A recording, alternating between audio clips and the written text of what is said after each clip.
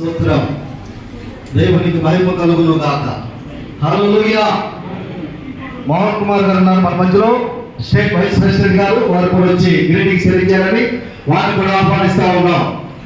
State APBC bishop council vice president గారు ఉన్నారు. వారు కూడా గ్రీటింగ్స్ తెలియజేయాలని ఆహ్వానిస్తా ఉన్నాం. ప్రభునందు మీ అందరికీ మా మనవి. మరొక 5 నిమిషాల్లో కార్యక్రమాన్ని ప్రారంభిస్తాం. ఎందుకంటే ముఖ్య అతిథులు పిలిచిన తదుపరి డైరెక్ట్ వాక్యమే. ఎవరికి కూడా ఇక్కడ దేవునికే మహిమ ఉండాలి. చప్పట్లు కొట్టి ప్రభు గారు.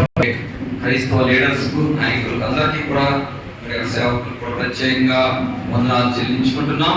పిల్లరా, మరి ఈ బిషప్ కౌన్సిల్ అనేది గత 5 సంవత్సరాల నుంచి కూడా మరి ఏ విధంగా నడుస్తుందంటే 4 పిల్లర్స్ ఉన్నప్పటికీ ఈ 4 పిల్లర్స్ మధ్యలో బాలరాజు గారు లేకపోతే 4 పిల్లర్స్ ఎందుకు పనిచేయవు.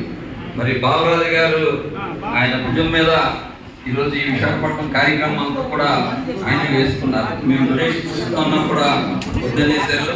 ఆయన నేనే చేస్తాను, ఏర్పాట్లు చేస్తానని కొంతమందిని ప్రేరేపింప చేసి మరి వారు కూడా స్వచ్ఛందంగా ముందుకు వచ్చి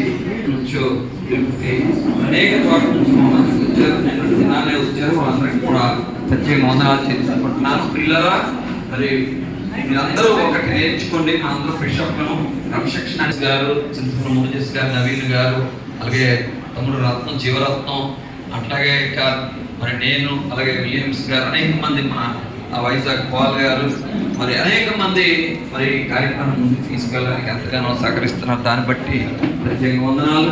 అలాగే మన స్థానిక జిల్లా ప్రెసిడెంట్ గారు జాన్ మేరీ గారు ఈ యొక్క కార్యక్రమాన్ని ఎంతగానో అభివృద్ధి చేయడానికి ఈ